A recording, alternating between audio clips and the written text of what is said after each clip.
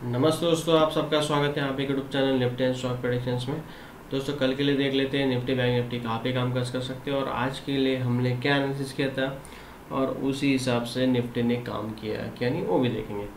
दोस्तों last video में हमने बताया था कि मार्केट इलेक्शन के रिजल्ट्स तक बहुत ही वोलेटाइल रह सकता है। वोलेटिलिटी हमें देखने को मिल सकती है। दोस्तों इस वोलेटिलिटी में आपको थोड़ा संभल के ट्रेड करना है, स्ट्रिक्टली एसएल फॉलो करना है और यहाँ ऐसे वोलेटाइल मार्केट में एसएल हिट होने के ज़्यादा चांसेस रहते हैं। उसके बाद ऊपर जाएगा, आपका एसएल हिट होगा, ऊपर जाएगा। अगर आपने नीचे के साइड ट्रेड लिया, ऊपर का एसएल हिट होगा, नीचे के साइड जाएगा।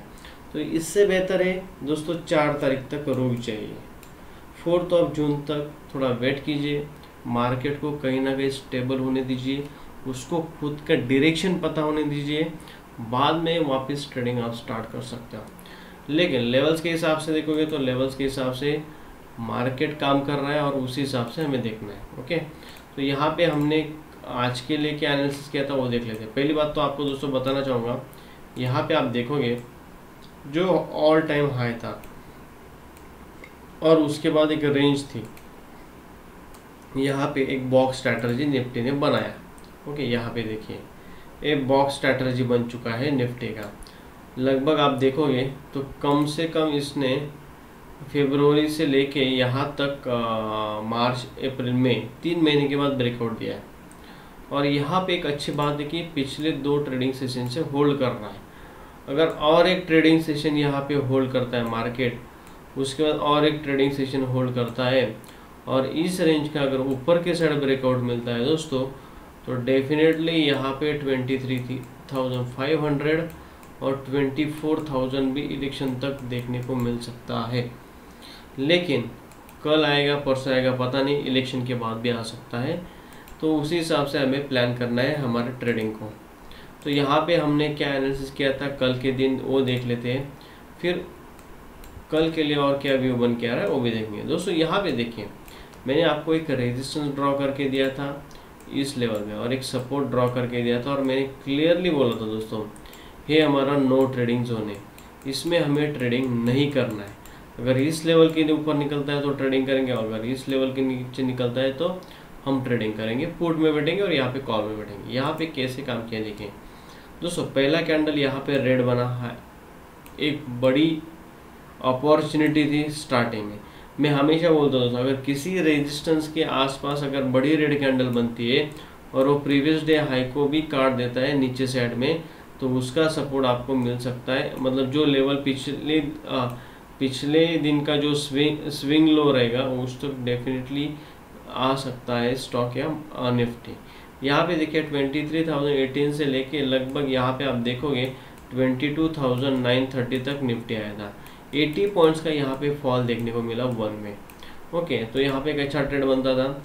उसके बाद यहाँ पे आप देखोगे तो निफ्टी ने होल्ड किया, यहाँ पे कहीं ना कहीं डब्ल्यू पैटर्न बनाया और उसके बाद हमारा जो ट्रेडिंग प्लान था उस हिसाब से यहाँ पे ब्रेकआउट मिला।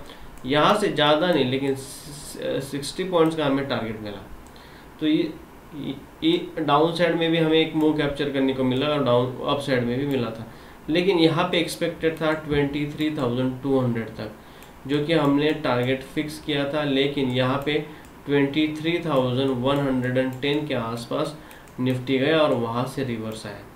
अभी यहाँ पे बताइए दोस्तों, ये जो मोमेंटम है ये मोमेंटम बहुत ही शार्प मोमेंटम है। एक ज़बरदस्त सेलिंग आई वहाँ पे, उसके बाद निफ्टी ने कहीं ना कहीं सपोर्ट लेवल पे होल्ड किया है। दोस्तों यहाँ पे मैं हमेशा बोलता हूँ कि अगर आपको लाइव मार्केट में अगर पता चल जाए कि ट्रेड कैसे एग्जीक्यूट करना है तो डेफिनेटली आप वहाँ से प्रॉफिट लेके ही जाओगे। यहाँ पे देखिए, मैं आपको अभी आज के दिन का लॉजिक बताता हूँ। यहाँ पे इसने पहले कैंडल का जो हाई था, ओके, ये हाई को यहाँ पे काटा, डेफिनेटली यहाँ पे ट्रेड बनता था। वहाँ से कॉल का लगभग 50-60 पॉइंट का ट्रेड बना।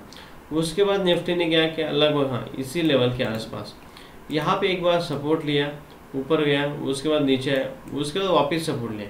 लेकिन निफ्टी जो हमें एक्सपेक्टेड था कि ये जो प्रीवियस स्विंग हाई काटना चाहिए था इसको सपोर्ट लेके, लेकिन निफ्टी ने वो प्रीवियस स्विंग हाई काटा नहीं। वापस जो हैमर यहाँ पे बनाया था उस हैमर का उसने मतलब जो ट्रेड प्लान था यहाँ पे फेल हो गया। तो यहाँ पे कहीं ना कहीं तो इंडिकेशन मिल चुका था Nifty is not ready to go upside.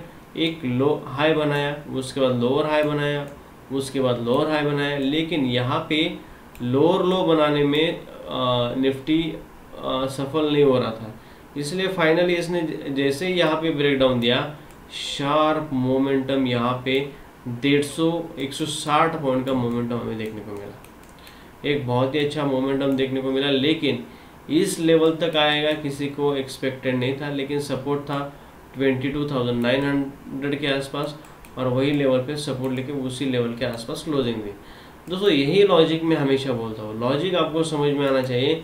अगर आपको लेवल्स पता हो जाएंगे तो डेफिनेटली आप पेशेंस के साथ काम करोगे तो आपको वहाँ पे कहीं ना कहीं अच्छा प्रॉफिट ही होगा। तो इसलिए पेशेंस के साथ वेट करना ज़रूरी है।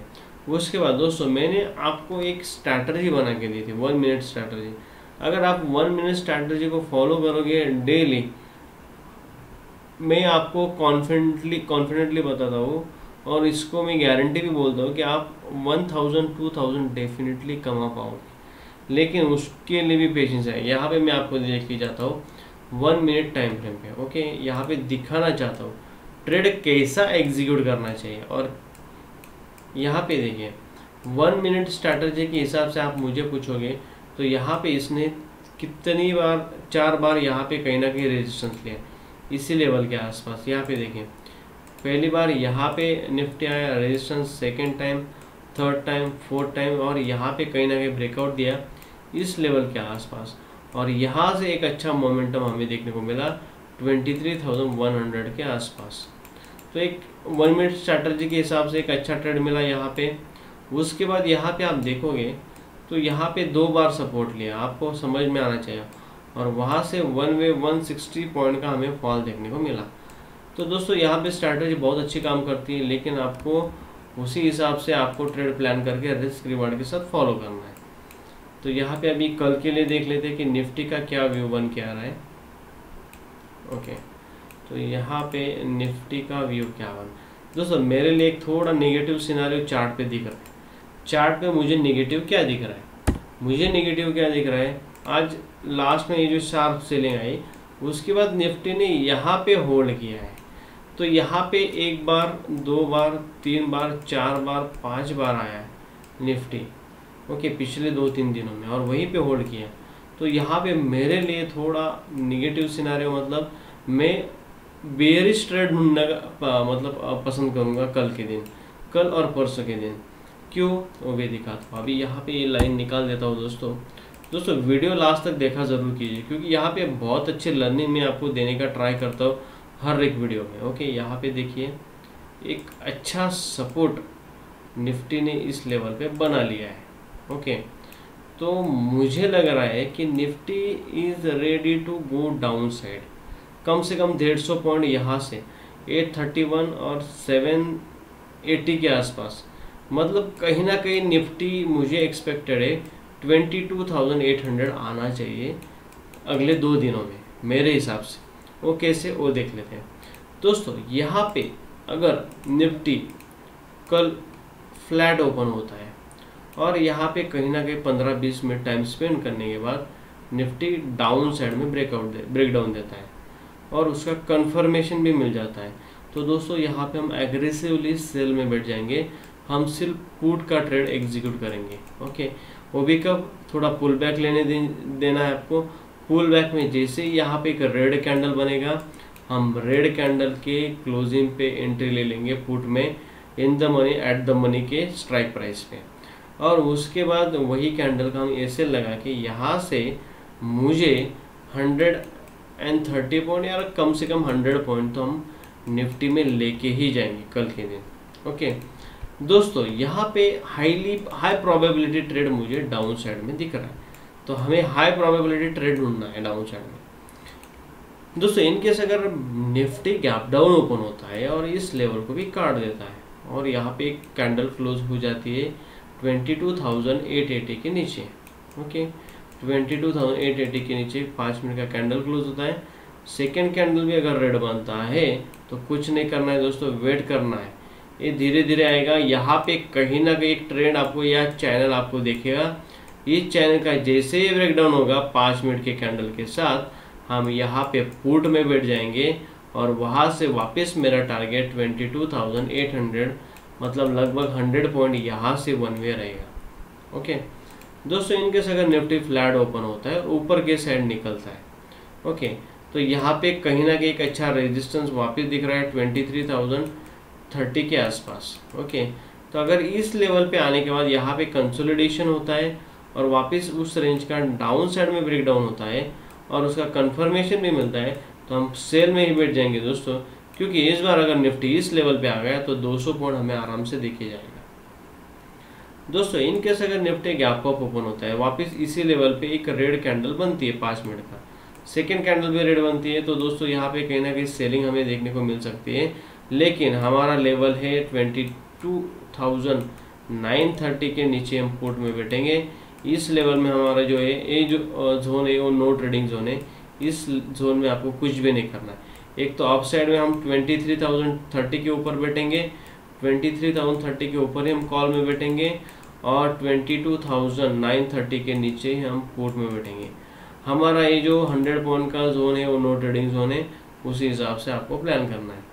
दोस्तों यहाँ पे क्या हो सकता है, वापस बता रहा हूँ, अगर निफ्टी यहाँ पे आने के बाद होल्ड कर रहा है और ऊपर के साइड ब्रेकआउट दे रहा है, कंफर्मेशन कैंडल भी ग्रीन बन रही है, तो डेफिनेटली पुल बैक में ग्रीन कैंडल जैसे ही बनेगी हम कॉल में बैठ जाएंगे। लेकिन हमारा फर्स्ट टारगेट रहेगा 23,120 के आसपास, यहाँ से 100 पॉइंट का टारगेट रहेगा।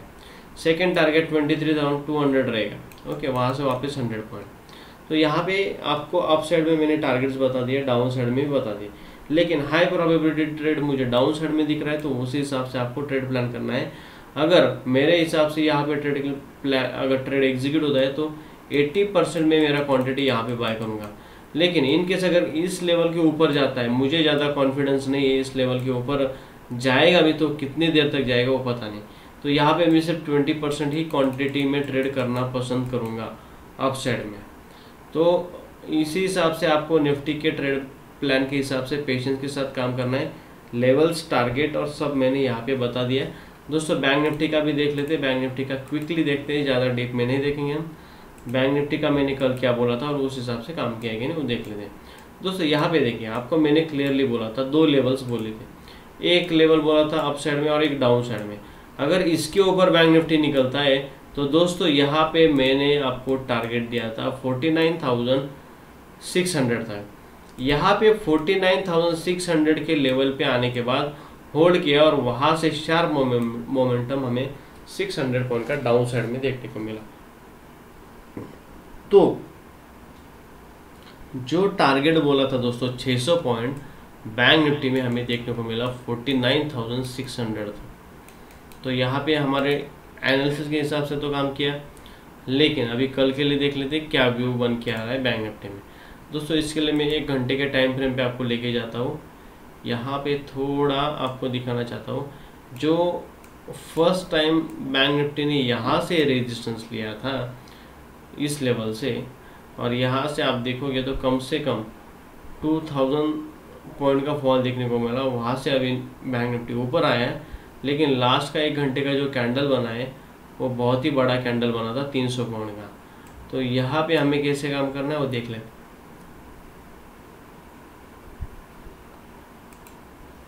दोस्तों 15 मिनट टाइम फ्रेम पे देखते हैं हमें क्या व्यू बन के आ रहा है। यहाँ पे मैं थोड़ा ये जो लेवल्स है वो लेवल्स नीचे के साइड के निकाल देता हूँ, क्योंकि यहाँ पे मुझे चार्ट क्लीन करना है।